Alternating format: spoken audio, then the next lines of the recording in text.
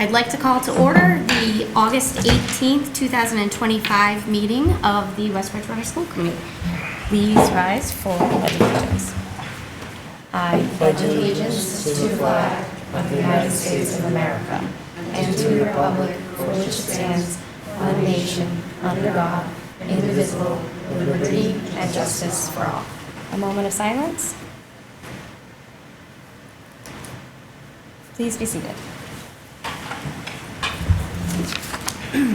The listing of matters on the agenda are those reasonably anticipated by the chair, which may be discussed at the meeting. Not all items listed may in fact be discussed, and other items not listed may also be brought up for discussion to the extent permitted by law. This meeting will be live streamed for cable. A recording of this meeting will also be posted on the West Bridgewater Community Access Media website, wb-cam.org. First on the agenda is the approval of minutes. Is there a motion for the approval of these minutes? A motion to approve the minutes. Is there a second? Second. All right, discussion? Any questions? All in favor? Aye. So moved. Next on the agenda is the warrants report. Mrs. Lizardi. Okay, the following warrants were issued and paid for fiscal year 2025. Bill warrants for fiscal year 2025, June 12th, 2025, $105,375.70. On June 26th, 25, $238,017.93. On July 3rd, 25, $213,868.66. For payroll warrants of fiscal year 25, June 6th, 25, $655,589.47. On June 20th, $623,595.91. On July 4th, $549,892.68. On July 18th, $469,473.23. Then moving on for fiscal year 2026, there's been one bill warrant on July 31st for $365,133.95, and the payroll warrant on July 18th for $42,099.47. For, let's see, the payroll total, 500, actually, that one I don't understand. I'm not sure. What is that? That's new. Kathy, The can you payroll skip to has this? 42,000. Oh, okay. Fiscal year, pay period, and new fiscal year. Okay. So it's a split payroll. Did you hear? For the So the two July 18th added together? yes. See, You can only. so if you add the 469 and the 42. Thank you. That's why I'm looking at this, and I'm looking just at fiscal year 26, so I'm like, I don't understand why that amount's there. Thanks, Kathy. That was all. Statement at the bottom. Oh, sorry. As always, all warrants are public record, and once signed, are available in the Selectmen's office for review. Thank you, Kara. Okay, now public comment. Members of the audience wishing to address the committee may do so at this time. Audience members shall limit comments to 3 minutes and are reminded that public comment is not a discussion, debate, or dialogue between individuals and the school committee. Personnel issues or issues that would violate student or employee confidentiality cannot be addressed during the public comment. Okay, seeing none, we will move on to the superintendent's update. All right. Mr. Rodwell. Thank you very much. So a week from today, we start with our staff, and a week from tomorrow, our students come. So we're very excited. I want to thank our administrators for all their hard work in hiring. We've also brought in teachers over the summer and this past spring for doing the interviews, so thank you. Our custodian maintenance staff done a great job getting the buildings ready, and they're still working on, so thank you to them. And all of these fall sports have started by now, so exciting times for sure. Just want the principal to talk maybe a little bit about the orientations, if that's okay, just when they are and what the expectations are. I know information has been sent out, but if anyone has any questions or concerns, they can always reach out to each of the individual buildings. So, wouldn't mind just saying a few words about that. And at the same time, we could probably just talk about, in general, the hiring, new hires. So next Monday, we have our first grade meet and greet from 8:30 to 9. Information should have been emailed out today, and we're going to send another reminder midweek just to make sure we reach all those grade 1 families. Parents should be bringing all the materials and supplies. Helps the little ones get in easier, not carrying those big, heavy backpacks. The following week, kindergarten is the 27th. Information was also shared out today. You should have gotten it in the mail today. It's by classroom, so if you have any questions, just to give a call. And then preschool is on the 28th, same thing, by classroom. Any questions, reach out to the Spring Street School. This Thursday at 10 o'clock, we will be welcoming fourth grade families, incoming fourth grade families, and any families who are new to the Howard School. The staff will be on hand. It's more of an overview about what's different between lower elementary and upper elementary. They'll be able to take a peek into their classrooms. They'll be able to say hello to the teachers. It's just sort of a nice, friendly, low-key welcome. If you have any questions, you can reach out to us at the Howard. Hello. So our orientation is Wednesday. Grade 7 is at 8 o'clock. Teachers were invited to come in. Most of them do come in, which I think is great that they do and come in to see the students. Big thing for 7th grade is the lockers, knowing what their locker is, practicing the combination. So they'll have time to do that. Go through expectations for the year and what to expect, and just familiarize themselves with the building, because it's scary for them coming over from the 6th grade because it's such a big facility. So it gives them a little bit of at least they know where they are, their classrooms. We'll give them their schedules, their Chromebooks. And then after that, all new grade 8 through 12 will have the opportunity to come in, same thing. They won't necessarily meet staff. They'll meet the guidance, the administration, but they'll come in. We'll give them schedules. They can bop around the school and see the facility and answer any questions that they have. There are a few that can't make it, and we told them to reach out, so there'll be a few coming in on Monday as well. And they can just see the space. It's really just about making the kids comfortable, and the parents. Thank you all. Again, I agree. It's the students and the parents to lessen the anxiety when they're starting, especially in a new building or to a new school district. So we welcome everyone to come in. Thank everyone who's able to make it. In terms of our new hires, I've had the opportunity to meet with all of them. Seems like a wonderful group. Very excited. They're excited to be part of our team. And you'll also get to meet them at some point too. We have opening day for staff next week. They'll be reporting to their buildings, working with the principals, and then later in the day they'll all come here to the middle senior high school for lunch and opening remarks. And then they'll be back to their buildings. The students will start a week from tomorrow on Tuesday, hoping for good weather. It's always nice on the first day when it's not raining, so hopefully it's good weather. Exciting time to welcome everyone back. First day of school is really amazing for grades 1 through 12. Kindergarten starting the following week. And we'll have, for that week, the schedule will be Tuesday, Wednesday, full days, half day Thursday, and we're off on Friday, and then off on Monday for the holidays. So a nice start. We've had this schedule for a while now, and it seems to really work. It gets everyone into the groove of school, and then we get a little bit more time off to spend some time with family. Excited about that. An update on school choice. So in our FY26 budget, we budgeted for 230 students. We've had rolling acceptances over the summer.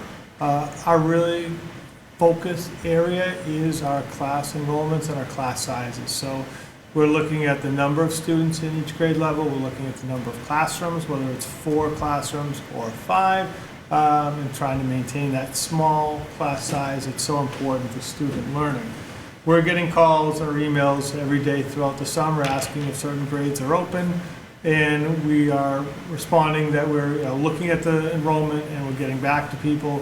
We are slowly opening a few more grades, but it's not, it's most of our new enrollments are at the middle senior high school grades 8 through 12. We did take some siblings at the elementary level and a few other students to keep our class sizes still very relatively small, 20 to 21. There is some room possibly for a few more, and we're making those decisions this week.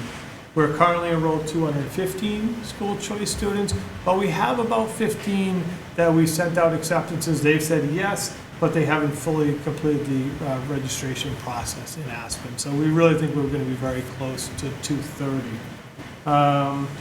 And again, maintain those class sizes that work for us. We do know the growth will be coming, and we want to make sure we have the available space. We don't want to go up to capacity, and then if we're adding 4 or 5 students to a grade level in each year, that could again overcrowd us, which we don't want to do. Now, I know the office was receiving calls all summer. Did we notice an influx at all from BR, given what's been going on? A lot of interest. A lot of people want to come, have late applications. A lot of siblings, and unfortunately we couldn't take all siblings. We didn't open kindergarten even to siblings. We had, I think, 7 siblings, but the number was at a point where if we added a few, I'm afraid that we would have to add, potentially down the road, another teacher. It's going to happen. We're going to be probably adding a 5th teacher at some point. At that point, we'll be able to fill in more gaps through school choice. In terms of an MSBA update, so in mid-June, on June 18th, we had another community forum, which was fairly well attended, but also taped and put out on our website so people could watch the presentation. We are planning more community forums. We haven't set a date, but we're thinking late September, early October, and then other ones after that. We've had a lot of ongoing meetings throughout the summer. We've had school building committee meetings every other week. We've had a safety and security meeting, which we talked about the fire alarm, the access control, CCTV, and the intrusion alarm. We actually had a follow-up meeting to that, so we had a couple with the appropriate personnel to make sure we are building the systems that we need for the new building. We've had bi-weekly meetings with our school team. We have one tomorrow morning where the architects will throw some ideas out to us. We'll provide them feedback, and then they'll build that into the master plan. We've had bi-weekly status meetings with myself, the school building committee chair, Gary Keith, and HMFH and PMA. And we've had a couple of sustainability and systems working group meetings where we're looking at the HVAC systems and what we're going to look at, because there's a cost associated with each of the systems, and what's going to be the best to recommend to the school building committee at large to put into the project. Some of the recent updates, some more information. I'm going to show you some pictures in a couple of minutes. Updated building layout. I'll talk a little bit about the extending learning commons that are throughout the building to provide learning space that's outside of the classroom, but in an area that's very accessible to the students. Show you some interior views of the building, some renderings. We've talked about interior finishes, walls, floors, and ceilings. We've looked at exterior finishes for the building. We've done a lot of work on the site plan, drop-off, pickup, and the play areas. And very recently, last week, we took a visit to Saugus Middle High School, which was an HMFH project that was completed in 2021, I think. So we've been in there a few years. The superintendent, the building principal took us around. A lot of the things they're talking about for the elementary building is stuff that they've done there. I didn't know if anyone wanted to share some of their experiences or what their thoughts were about it. I think when you got inside the building as big as it was, it didn't feel that way, which was nice. You mentioned a lot of different hallways had specific colors. And some of the elementary schools we looked at too were like that. So in my lens, like first graders are always in the yellow hallway. And what did they find? Wayfinding is just easier for kiddos to find where they need to be. To see that in middle school, high school was also kind of nice. Yeah. The lighting in there was very nice. Yeah. A lot of natural light. And one of the things that the architects keep talking to us about are these light wells and bringing light into places. And I couldn't really conceptualize it until we were there and looking up like, oh, that's what they're talking about. And the natural light flooding the building really was pretty impactful. The other thing I'll comment on is they talk about these like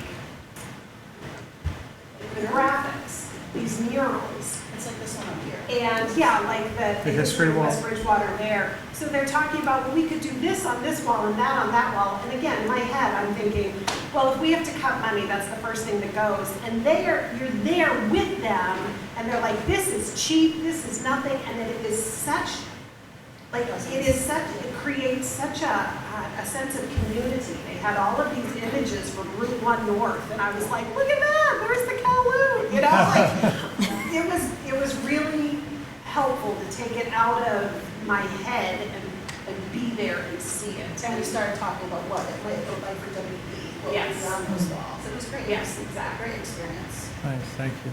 And the outside, the exterior was nice too, because we've been talking a lot about materials outside.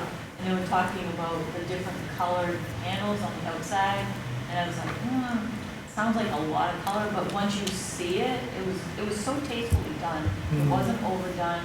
The different flooring materials, polished concrete. They did have some carpeting, but it was, and the tiling, it was just really, it was nicely done building. Well, a couple of things too. It's that building was a 3-story on one side and a 4-story on the other, but we didn't really see the 4-story from the outside. But when you looked at the 3-story, it didn't look that big. It didn't. It wasn't like it was overwhelming the area, which I thought was interesting and helpful to see, because I think we're thinking 3 stories, wow, it's going to be this monstrosity of a building, and it really wasn't. The other part was they also had a gym on the 2nd floor, which is what they're proposing. And again, other places are doing it. Holbrook High School has their gym on the 2nd floor. And it really didn't stand out as something that was like a problem. It seemed to really work well within the flow. So a lot of good things. And again, we've done the building tours a year ago in September. We saw 3 different elementary schools. This was a middle high school, but I think it was important to see, and then we're planning more and opening it up to other members of our school building committee, other educators. We invited other educators. Unfortunately, it's summertime. They're busy with their lives too, but we want to put it out there to others as well. And I just want to show a few images of what it looks like for the committee, but also for the public. This is just an overall site plan.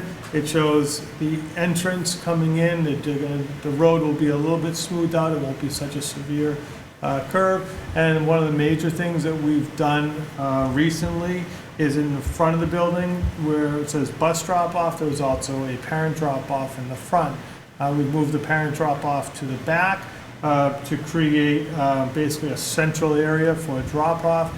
Similar to what they'll be doing here at the middle senior high school this year and the way it was designed, but that by pulling that parent drop-off out of the front, it allowed for more green space, more play space out front, and we had to have that loop road around the back as well. So you can see a little bit of what the site looks like. Here's a rendering of the design. We looked at a number of different designs. This one they're terming the fold because it looks like parts of the building are folding into one another. So you can see on the left side is the lower school, which is K-3, and that's a 2-story part of the building. In the center are your community spaces, your gym, your library, learning commons, administration. And on the right-hand side is the 3-story upper school for grades 4, 5, and 6. This is just another view of the exterior, more from a ground level. Again, we're talking all about those, as Deb said, what's the exterior going to look like? How is it going to fit West Bridgewater? We want to make sure it's not a standalone building. We want to make sure it looks like an elementary school, but also looks like we want here in West Bridgewater. And this is a view from the back. Again, in the back, you'll see the maintenance to the back on the corner on the bottom on the right. You'll see the cafeteria. We're proposing an upper school and a lower school cafeteria with a serving kitchen area in between. And then upstairs would be the gym. And again, to the right is the lower school, and to the left is the upper school. This just shows some of the spaces. In terms of the first floor, would be kindergarten and 1st grade, and then 4th grade on the upper school. And you can see 8, 9, and 10 are your kitchen cafeterias, with 8 being the upper school and 10 being the lower school, with the serving area and the kitchen in the middle. In the green area are the administrative offices and nursing spaces Throughout these 3 floors, you'll see in red are the special education spaces, which are strategically placed within the classroom spaces. Second floor, we'll have the gym at number 14. 17 is your library area with also some community spaces. We want this building, like the middle senior high school, to be a community building as well. So we want the public to be using this after hours during the summer, on weekends. So we'll be able to lock off the academic wings and we'll let people into the community spaces. On the second level, you have the second and third grade, and then the 5th grade. And then on the 3rd floor, you'll have the 6th grade.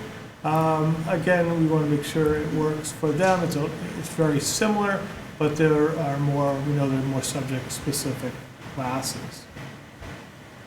This is just a view of an example of what an extended learning commons would look like. Here at the middle senior high school, we have them, but they're more separate from most of the classrooms. There are a few classrooms that may spill out to them, but these are going to be within the hallways, spaces where small groups of students or even a large, maybe a specialist class could use a teaching and learning space. But it's integrated right within the learning. We're looking at having some kind of folding doors, which we saw, glass folding doors that could open out, but they're very acoustically sound, so you could close them up and do things in both different spaces. This is just a rendering if you're looking on the main floor at what would be on one side the cafeteria and the administrative offices. Again, more open doors that could also be closed off, but we want them to be utilized throughout the day. We also are integrating satellite libraries. So we took space from the MSBA out of the actual library and are putting it into the hallways so they can be used throughout the day. Grade level books in these libraries so students can go out, teachers can be using these spaces. Again, you're looking at lots of glass, hopefully, and lots of natural light coming in.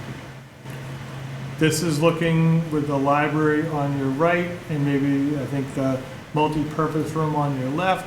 Up above, you see the circular light wells, which is what we saw in Saugus, bring in lots of natural light to the interior of the building. So there's a lot going on in the project. I don't know if anyone has any questions or thoughts or. Really promising. Yeah. Exciting. All right. I wanted to just go over some of the end of the year survey results and review, both our family survey and our staff survey. So the surveys for the families, we had 80 responses.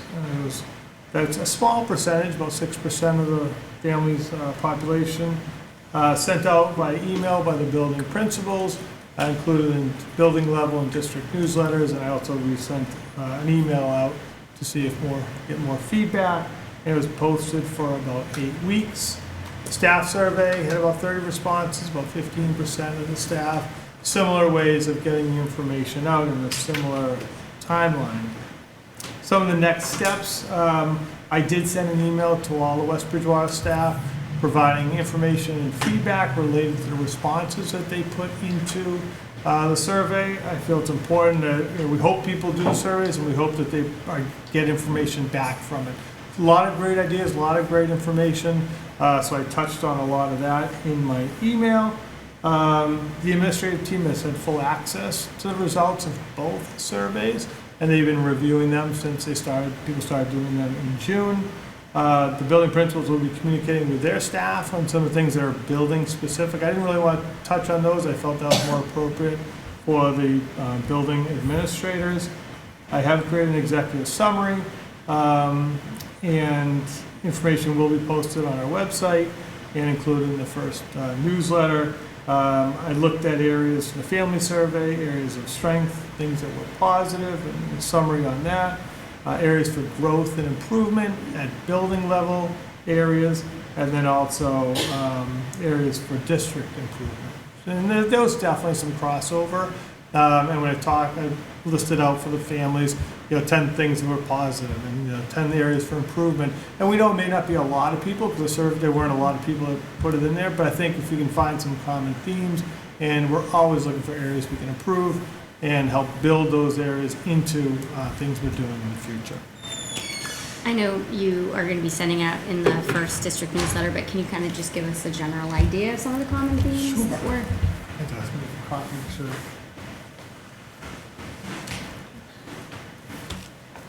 So I think in areas of strength, some of the highlighted ones were strong and supportive school staff, which I would certainly say is a yes, that is happening. Effective communication, positive school culture and student engagement, strong support for special education, dedicated and caring educators, welcoming and inclusive schools, supportive transition and grade level cohesion were some of the areas of strength or positive. Some of the areas looking for improvement, expanding after-school and enrichment programs, so giving more opportunity for those. No, was that, and you may not have it in front of you, but was that more elementary specific or across the district? It was a or? bit more, I think it's both because we talked about adding more clubs and activities and enrichment programs. So there was I think it was both high school and at the elementary level. Advanced and differentiated academic opportunities, looking to, the students who are really flying high to give them more opportunities within the school day. Improved traffic and safety during arrival and dismissal. We are always hearing about that. I think everyone works really hard. Sometimes it's just a function of what the traffic looks like, but that was something that was highlighted. Let's see. Improve support and accountability for substitutes in terms of people long-term subs, providing them more support, and always looking for opportunities for more inclusive and respectful school culture. And at the district level, a couple of things they highlighted, again, traffic and parking management, staff diversity and representation, addressing bullying and behavior management. Talked about sometimes things were going on in bathrooms and there's high level of supervision, but it's still, things happen. And special education services. So sometimes things were listed as a positive, but also an area for And growth. it, of course, depends on each individual's experience. Right. So. But again, good feedback, and I think we'll take all feedback and do the best we can to make things as good as we can. Thank you. And then in terms of my goals, I'll be presenting them more thoroughly at the September meeting, but I have 4 goals. I'll just kind of go over them in general. So a district improvement goal of the elementary school building project, continue the things that we're doing now with the meetings and planning on the movement forward in the project. A student learning goal, instructional leadership. My job as instructional leader is to work with the building administrators and central office staff to make sure they're most effectively doing their job and providing feedback to them. So I'll be using that form I created last year and continuing to work with that. Professional practice goal of listening to student voice, gathering information through my roundtable meetings, my lunch meetings with my kindergartners, but roundtable at Roselle, Howard Middle School, and then my superintendent council for high school students. I'm also planning on meeting with every senior in the fall quarter, first quarter or so of the year to meet with them to talk about their experiences and their goals for the future. I'd also like to set up at least a fall, winter, and spring meeting at each of the schools, like a coffee hour with staff to hear their voice as well. And then a district improvement goal of artificial intelligence, providing professional development, both for our staff as well as our students and families. And where are we going? What kind of policies do we have in place? What are we looking? How are we looking to enhance what the students are doing, while also making sure everyone's knowledgeable? It's something that's not going away, so how are we going to most effectively use it within the district? Much more on those in September. And that's all I have. Okay. Moving on to unfinished business. We have the updated middle senior high school internship manual, which I know a lot of work was done over that over the summer, and then a lot of work up until like 5 o'clock today. 5 o'clock, yeah. Do you want to speak to the changes, or should we just kind of go through them? We've all had access to it, but there were some last-minute additions from the attorney, again, at like 5 o'clock today. 5 o'clock, right. So I think it's worth going over a few of those changes at least. We can walk through Okay. them. That might be the easiest way. There weren't any, I'd say some big additions, but they weren't major changes to the document. Big thank you to Mr. Hannah and Mrs. Page for all their hard work on this, providing opportunities for our kids. It's wonderful. So I think in the beginning, it's more of a cleanup in the beginning, just kind of clarifying what the program is and how it works for West Bridgewater. She wanted to add more information or context about any potential conflicts within the student schedule. So we can do some workarounds if it's an advanced placement course or special education, could be concerns. I did share it with Mrs. Page too, so she may have some thoughts. Well, I was just going to say, so for the fall, we have 4 students who are going out, as long as this is approved. Mr. Hannah met with each of the employees. The kids are so excited. I know you met Jake Whittemore when he came to speak to it, so it's really great opportunities for these kids to get a head start on their real life. And I think they're very excited for it. We did manipulate the schedule, so they have every other day to that double internship. All their core classes are within the schedule. They're still meeting the state requirements for graduation. So I think it's a win-win. Yeah. It's a lot of work, I know, trying to make sure we have the assignments for them. In terms of placement, we just want to make sure we clarify that it's a voluntary program and subject to acceptance and available employment sites. So hopefully we can make the match, but sometimes there just may not be that match that's available. More clarification on students with disabilities, so we're making sure that we are inclusive of all students, which is very important. Transportation, yeah, and that if there is a concern or an issue with transportation, then we can certainly work with the student to make sure we can find something that works for them as well. Offering the 2-period internships, that's appropriate. Again, I think that even though we have 80-minute blocks, it's really not long enough to really go in depth. So having back-to-back blocks is very important. She added in information about immigration status, so we're fully compliant, and also that criminal background checks or queries can be completed as needed by the employer. And then it's more the application. One of the bigger adds was a consent to participate in general release. And I think that's important because that's something that the parent and the student will sign off on, that they're consenting to everything included here. Very thorough. And this will be a trial here. Yes. And I think, I'll look if there's any other major. I don't see any.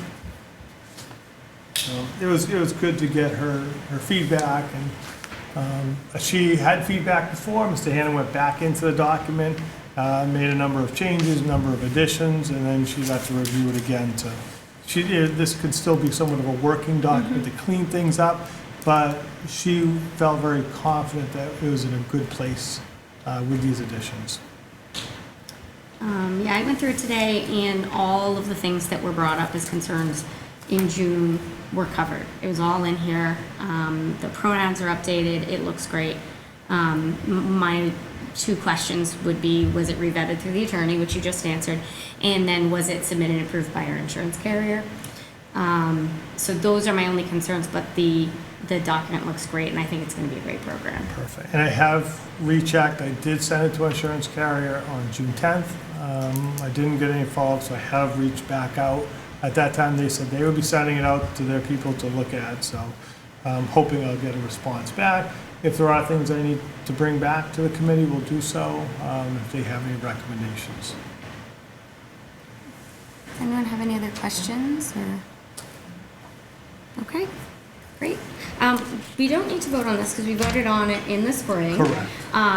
But there will be inclusion in the course of studies that we'll have to. Yes. That we'll have to vote on. Yes. Okay, next order of business is the middle senior high school student handbook. So I believe you all got a copy of the changes by the page number. I think one of the big ones would be for the middle school cell phone use.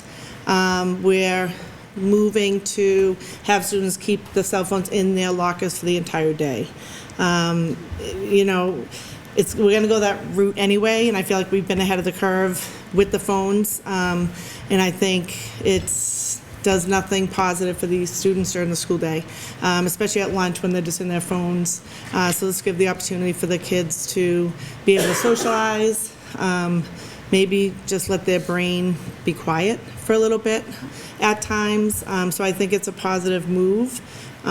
So hoping we get the support on that. Once it is approved, I will email all middle school parents to let them know of the change. I'm sure one of the questions will be, well, how do I get a hold of my child? You can always call the school. If there's ever an emergency, we would always, put you in touch with your child.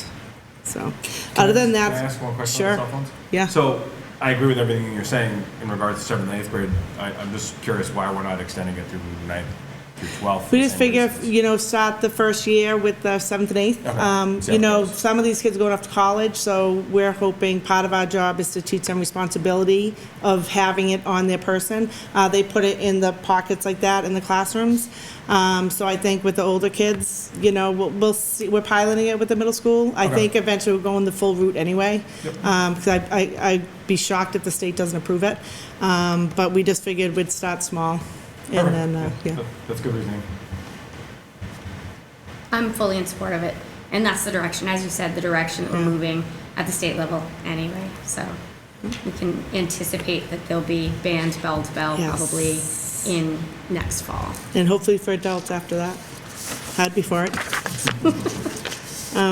Any questions on the other changes? It was more just a lot of verbiage and cleaning up some things that no matter how many times you go through it, you still miss something.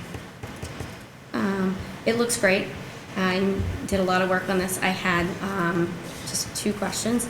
So actually, more feedback. So on page 14, Yeah. it states that students are responsible for making up all missed work due to absences. Students have the number of days absent plus 1 day to make up the work. And I'm only bringing this up because a parent had reached out to me last year. Sure. It might be worth putting an example in there.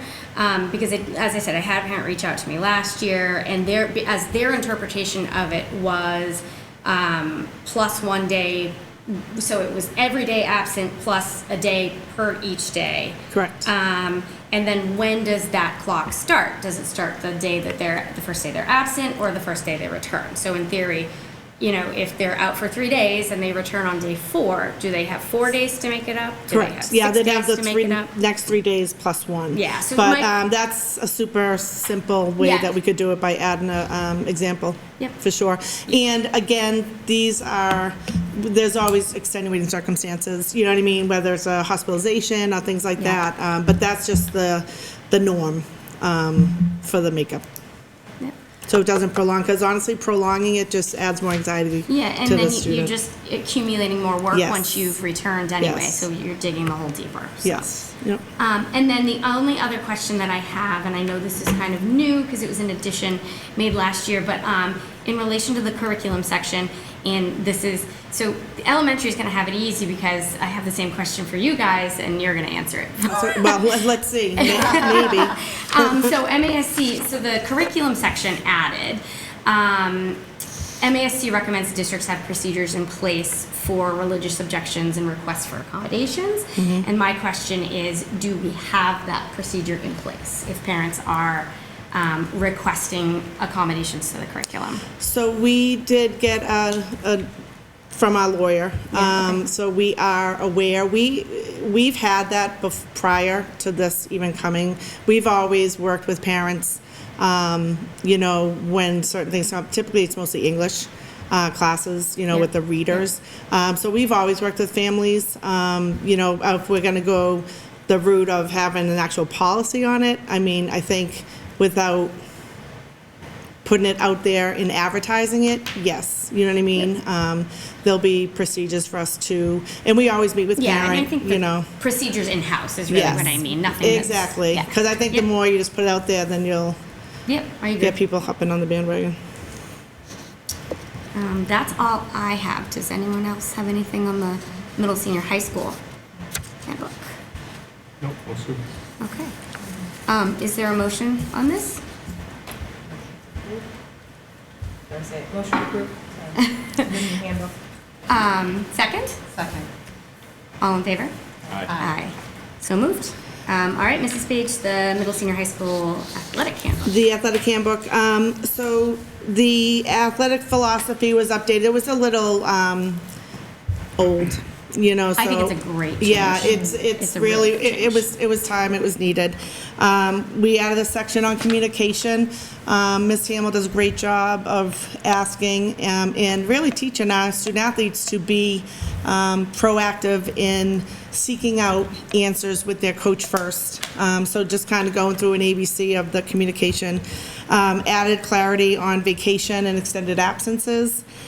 Just about, a lot of times it comes up to playing time. You've made a commitment to a team. There are some students that have been, some student athletes that were cut. We have to make cuts. So if you're committing to a team, you need to be there to show up for your team, or you need to just follow the policy on that. In the governance section, just updating our. It was missed last year of our South Coast Conference and all the teams that are within that conference. And then Ms. Samuel did a good job of actually, putting every sport that is available within each season. Because I think sometimes we just assume everyone knows, and sometimes they do not.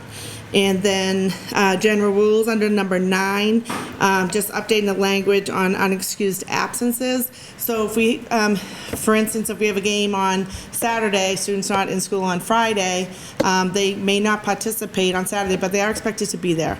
Again, you're part of the team, and we're human, and we are all about, if somebody has a family wedding, things like that, there are extenuating circumstances, but just not showing up for a game, a practice, you will sit. Sports registration, there was an update, just really putting it all out there so there's no questions as to payment, information, and we always, Ms. Hamill does an awesome job of letting people know if there's any financial difficulties, just simply reach out and we will work with families. The MIAA rule, just putting it in the handbook, the language on captain's practices, which are a no-go. The omit, that link is no longer of use, so that's deleted. And then the update on the bona fide team rule, meaning your school sport comes before your club team. You always have to play your MIAA game first, or you will be penalized. And then we put in all the Massachusetts general law hazing. We just put the whole thing in there, which I think is good for people to know, so they may take it more seriously. The only feedback I have on that is maybe including a link. It is referenced elsewhere, disciplines referenced elsewhere in the athletic handbook here, but just putting a link maybe to our policy, because the school committee hazing? policy is, Yep. there's a school committee hazing policy that's very specific on the Yep. severity of discipline for So if hazing. you're okay with that as a committee, I can update that tomorrow. Well, I just had another question because we talked about it earlier today. Last year, I was approached by a parent about how the team captains were communicating with their fellow teammates. Oh, yes, via Snapchat. Yes, Ms. Hamill did address that. And I know she did, which I Yes. just.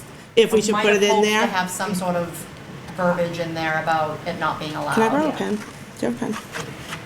Oh, does anybody have a pen? I do. Yeah, I think that's, sorry, that's an And I can always bring this to September Just so that as it's a not something that's update. forgotten and the new captains No, no, start no. doing it and. No, it makes perfect sense. I think that was mostly for like the middle school students who parents don't want them on Right. those things. Yeah, yeah. And I'm sure there might exist high school students who Yeah, want to yeah, use it too, so. Yep. I'll add that and then maybe put it back on for September. Yeah, I think Okay. we should approve it because there's so many changes, great changes here, and Thanks, then we'll Christine. just approve the revisions in September. I had a question about the athletic fee wording on family cap.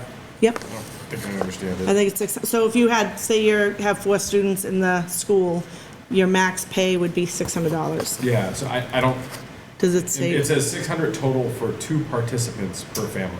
So I don't think you want, Oh, per no, it'd be 2. family cap. Yeah. So 2 or more, Yeah, maybe. yeah, that would be, Yep, yep. that would fix it. Okay, yep. I bought that pen again. This is where I get my money back. Yeah, I'll fix that. All right. See, that's why it's good to have many eyes on it. Okay, any other questions, feedback? All right, is there a motion on the athletic handbook? Motion to approve? Well, let's approve it Okay. now. All right. Yeah, Well, pending the changes we Changes. Yeah, Okay. yeah. Is there a Bring it second? back. Great. Further discussion? Okay, all in favor? Aye. So moved. Thank you. All right, and your last thing is the privilege form, Oh, yes. which there's no so- changes, right? I did. We made a few changes. Oh, okay. So the third bullet, students may not re-enter. This honestly, if students want to leave for privileges, we're asking that so they can leave at 10:28. It is a nightmare for our office workers, that door. It's like a constant buzzing them in. So if they're gonna choose, and we'll talk with the seniors about this, if they're gonna choose to leave on privileges, which is great, they may not return to the building before 11:15. So they'll have a 10-minute window. Trust me, they sign out in probably 5. So they'll have a 10-minute window to get back in the building and get to their next class. It will alleviate Miss DiLorenzo, Miss Wall, Miss Wallers. It's just a constant. It's a nightmare. So So basically, if they leave for privileges, we're not they letting have back to skip in. lunch too. No, well, yeah. Well, they typically, some of them go home for lunch. Some, Yeah. a ton go to Market Basket or Wendy's, or actually they go up to Chipotle, which I can't believe. Or chicken, what's that one? Chick-fil-A. Chick-fil-A. They'll go Wow. up there. They have about an hour. So, but that's what we're gonna ask them. Or stay. We have awesome lunches here. Now, just for our newer members, students are eligible for privileges, but they have to have good attendance, good grades. Right, that's all listed in Yeah. here. So they have to be in good standing. If they're late to school any day, their privileges are removed for that day. If they're late 3 or more times within a term, they're pulled. So there's a responsibility on their part to, do what they're supposed to do as well, to be able to have It's it. a good motivator for. It is. And the other that we put, because sometimes our students forget that not having privileges means they can just stay in the building. So this is just putting it there so they can't, there's no debating it. Students who lose their privileges are to remain in their power block. So they can't just hang in the cyber cafe with their buddies. They need to actually stay in their power block, get some work done. And, if there's a reason, if they don't have privs, it's for a reason. So we want to change that behavior. Are there seniors with second lunch? Don't they? Sometimes, so there are seniors, so for example, if there's a senior who maybe is in more of an underclassmen type of class, yes, because we can fit everybody, but they've always been good about it. They understand. So it won't be a problem for them to not be back in the building? They just don't go out on privs. Okay, all right. They can only go out on privs if they have first lunch. Okay, got Yeah. it. Thank you. Okay, any other questions? Okay, is there a motion on the senior privilege permission slip? Motion to approve? Is there a second? Second? Any discussion? All in favor? Aye. Aye. So Seniors, thank you. Okay, now we have the elementary student handbook.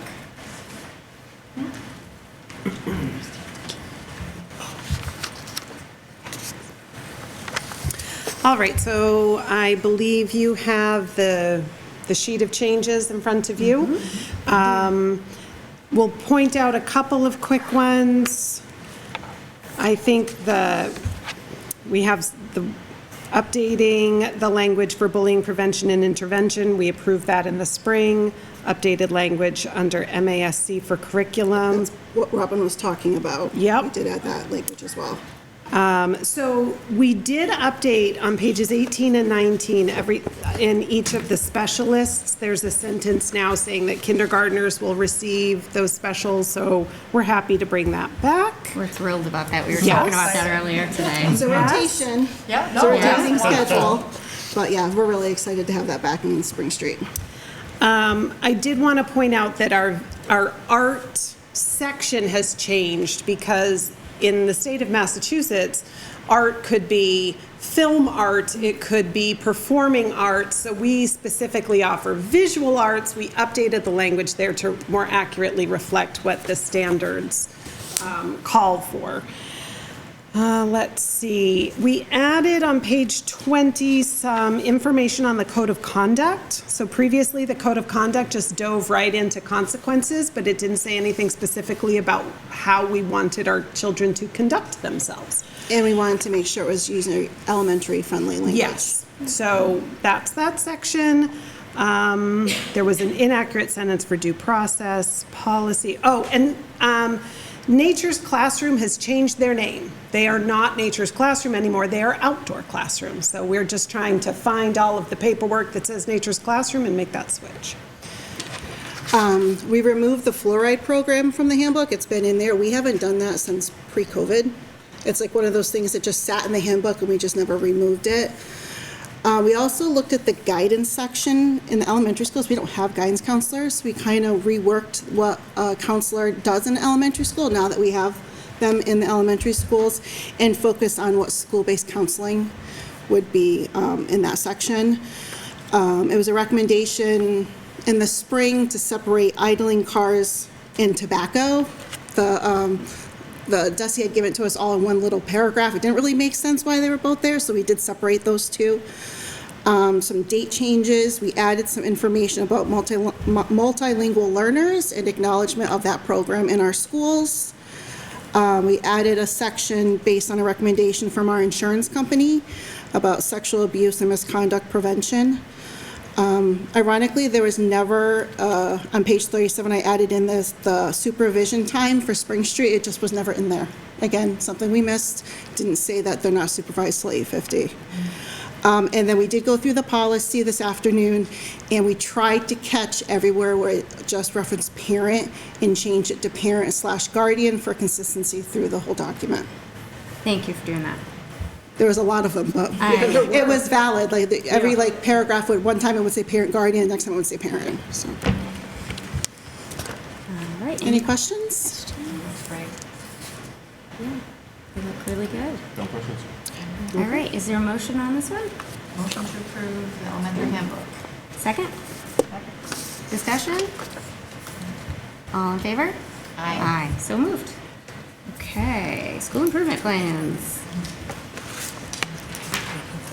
I didn't list it because it was based on the tense of the sentence. I tried that first. Hello.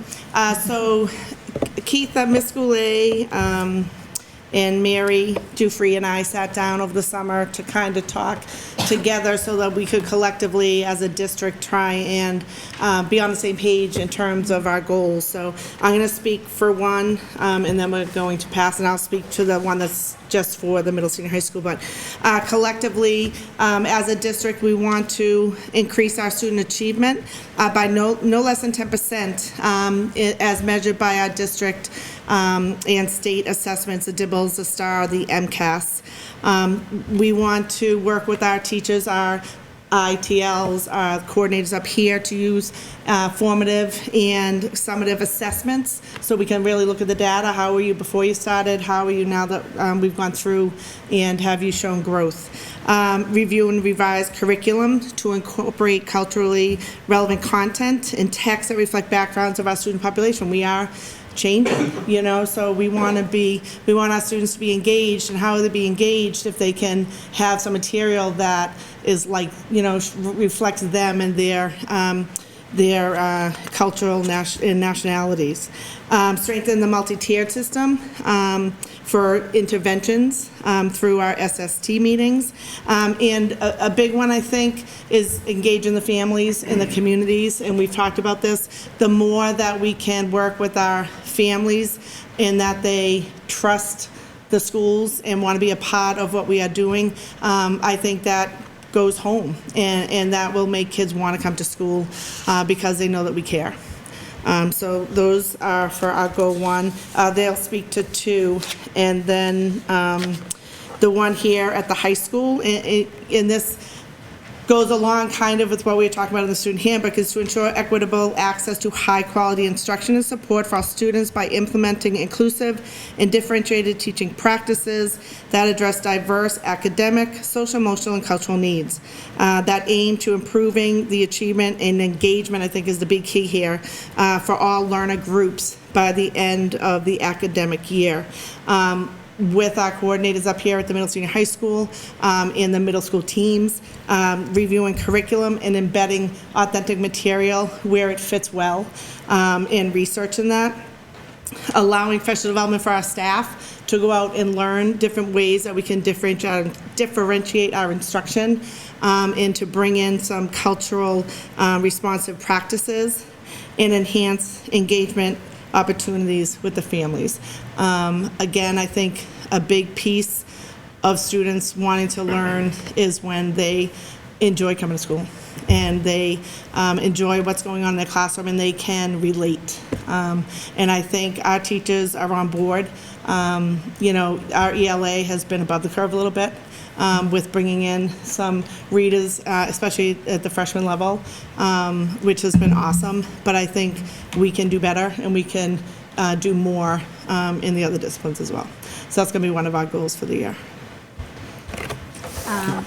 Go ahead. I had a question on the first goal and the third goal. So the first Yep. goal, I love that we're putting some numbers to this stuff because that is something Data. I like to focus on. Yeah. Do we have historical data on these tests? Well, all that, and we have Edwin Analytics through the state. So there's some sort of tool that does this? Yep, it's a tool that can go, so and it has all the subgroups, lower economic, ethnic, all those things. So we are able to use that.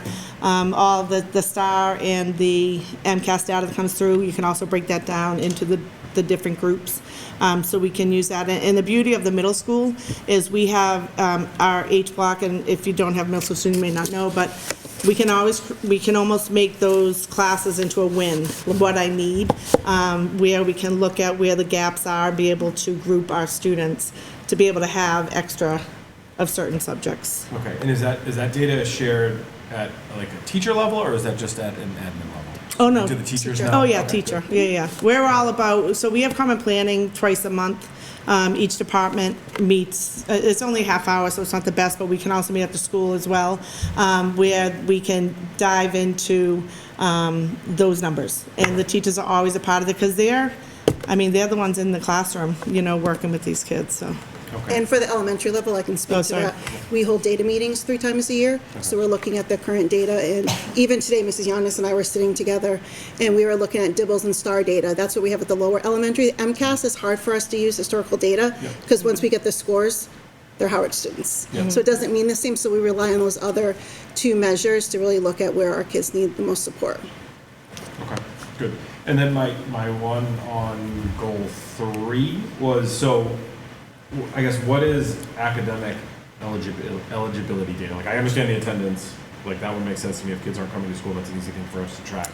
But how are we tracking the 2? Passing, failing, Okay. credit recovery, Okay. avoidance, school avoidance, all of those things are part of that.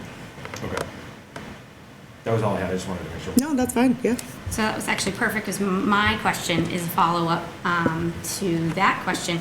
In that goal 3, I'm just curious what the target is. So it's pretty broad of just improving. So and there's a lot of areas to look at. So, Sure. I don't know. think one of the big things for us is going to be embedding new materials. I think that's going to be, could we say 10%? I think it's going to be the number of lessons plans that we get within each department. That's new and cultural responsive to our growing,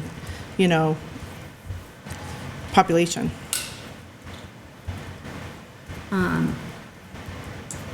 That sort of answers my question.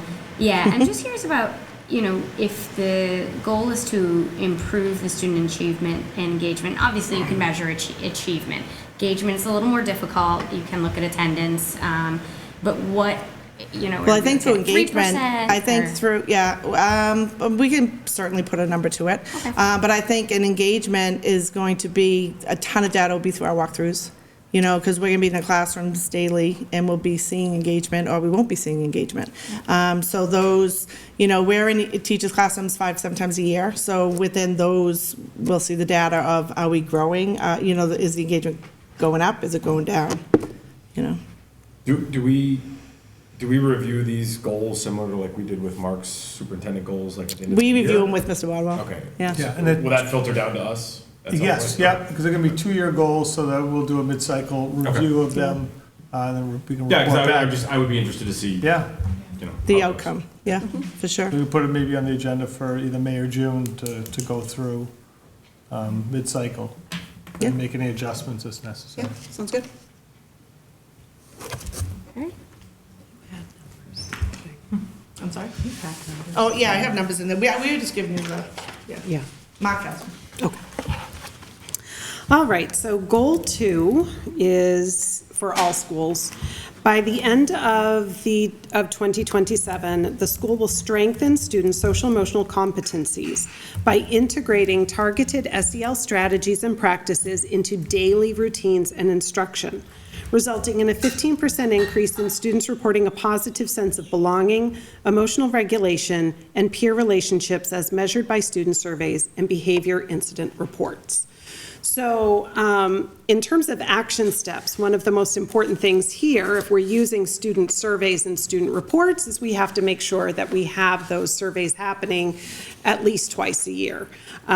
So ultimately, they'll be happening more often than that, but the school population, we're going to have to do some surveying before, at the beginning of the year and the end of the year to see those increases. But students who are accessing services will be taking them more often. We need to make sure that we are embedding those competencies into daily lessons across all content areas, which also means we have to make sure that our staff is trained in how to do that. Make sure that they have initial and ongoing training in best practices, trauma-informed care, and equitable strategies in the classroom. To help us implement this goal and keep track of this goal, we'll form a cross-disciplinary SEL leadership team to align pre-K to 12 practices to oversee the development of a cohesive SEL integration plan.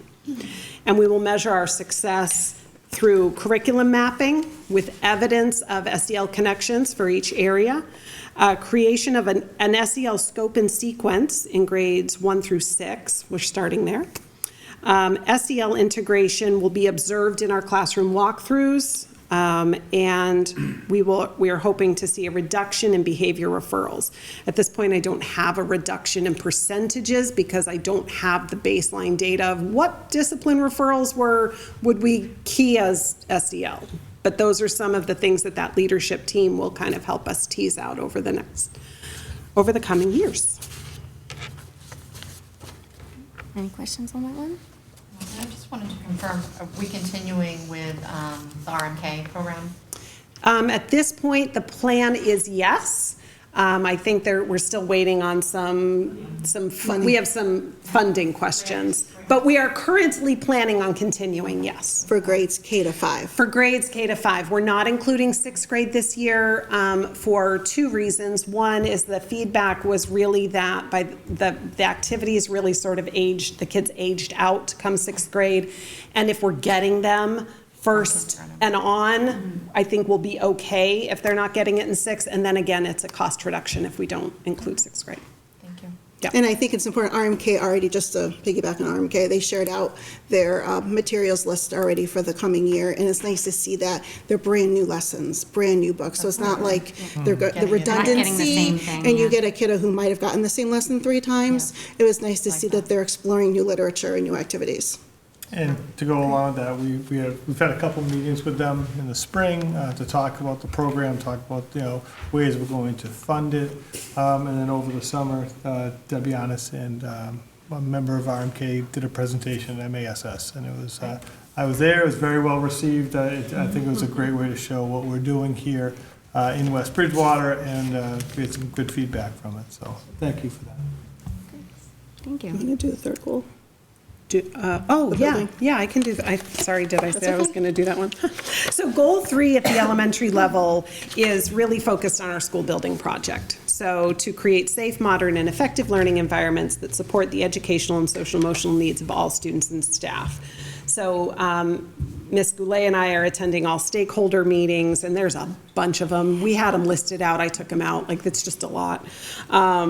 We are sharing that information back with our school communities and soliciting feedback from staff and families. So we're measuring that by our attendance at the meetings. We will put updates in family newsletters, staff newsletters, emails, and school council agendas, and we will be soliciting feedback via family newsletters, school newsletters, emails, and school council. So that one's pretty cut and dry. Any questions, comments, feedback? All right. Okay. And then Spring Street has its own additional, because we know Spring Street's its own little entity. This school came out of some great work we did with our school council and our ITLs, and that there was a feeling that there's a missed opportunity for more collaboration between preschool and kindergarten. It's a really small group of kiddos and staff, and we really need to utilize it better. I mean, we saw a couple little things like the alphabet parade that both preschool and kindergarten did. It's the first time really that since I've been there where both grades did something together, and it was a really nice feeling. So we wanted to come off of that and come up with a goal. So our goal is the pre-K, K teaching teams will collaboratively develop and implement an aligned, developmentally appropriate curriculum that establishes common instructional vocabulary, shared pedagogical approaches, and school-wide themes, vertical aligning learning targets in order to support a cohesive and equitable pre-K, K learning continuum, and creating time in the schedule for planning, not just a staff meeting. So we'll be doing those monthly. We're going to talk about having shared vocabulary. We did a little bit of that where preschool started integrating the Hegarty program and the foundations, and we saw great things. So we want to trickle into some of the language we use in Wisdom and have that carry over to preschool. Great. Any questions? No? All right. Thank you to all 3. A lot of work in these plans. Okay. So moving on, we have reports of the subcommittees. I do have an update from the policy subcommittee. We do have a handful of policies that need an annual review. So I am going to make a motion to open the following policies for review at the next meeting, at the September meeting, or for review and approval at the next meeting. AC, non-discrimination policy including harassment and retaliation. AC-R, non-discrimination policy including harassment and retaliation. ACA, non-discrimination on the basis of sex. ACAB, sexual harassment. ACE, non-discrimination on the basis of disability. ACGA, civil rights grievance procedure. ACGB, Title IX, sexual harassment grievance procedure. And JICFB, bullying prevention. Is there a second on this motion? Second. Any discussion? All right, as I said, they're just annual review. We need to look at them every year, even if we just did them in June, so. Okay, all in favor? Aye, so moved. Are there any other updates from any of the other committees? Student outreach, I know you. Student outreach, we will- have a new crew that hopefully meet within the first few weeks of school. Be reaching out to you, Christine. Yeah, we look forward to meeting our new student rep. Yes, we have a new student rep as well. Yeah, we heard, so that'd be great. Okay. So, moving on, questions, recommendations by the committee. We have a couple of things. So, number one, the bullying plan, we'll review and approve at the next meeting. It was in the folder today, but it wasn't on the agenda, so we'll Okay. look at it next time. Make sense? The secretary's contract, I know we're not quite there yet. We're close. Very close. We're close, but we're not quite there, so we're gonna move that to the next meeting as well. We originally talked about reviewing the school crisis management protocol during this meeting, but we're not quite there yet either, so I believe it's Safe Schools' is meeting We next have week? sessions Wednesday. Yeah, So we'll review okay. and make sure Perfect. everyone's good with it, and we'll bring it for September. Perfect, so we'll do that one in September. And then there were some MASC policy updates over the summer related to graduation requirements, fundraising and raffles, building access and student safety, school food nutrition, and parent advisory councils. So I am going to propose that we open a second handful of policies to review and hopefully approve at the next meeting. So I'm going to make a motion to open IKFE, competency determination, IKF, graduation requirements, GBEBC, gifts to and solicitation by staff, JJE, student fundraising activities, KBE, relations with parent booster organizations, ECAB, access to buildings and grounds, KI, visitors to the schools, EFBA, school food and nutrition, meal modifications, and KBG, parent advisory councils. Is there a second on this motion? Second. Any discussion? All right, all in favor? Aye. So moved. So that's it that I have for questions and recommendations. Does anyone else have anything? Okay. So our next regular school committee meeting is September 8th, 2025 at 6 p.m. here in the Middle Senior High School Learning Commons. So I'm going to move to enter executive session to conduct strategy sessions in preparation for negotiations with union and non-union personnel and to not reconvene in open session. Is there a second? Second. Okay, typically, well, we have to do a roll call vote. Typically, the clerk will do that, but since she's not here, I will do it in her absence. Dragonetti, yes. Lizardi? Yes. Maiskowski is absent. Waller? Yes. Reach? Yes. All right, so that is 4 yeses by the committee. So moved. Have a good night, everyone.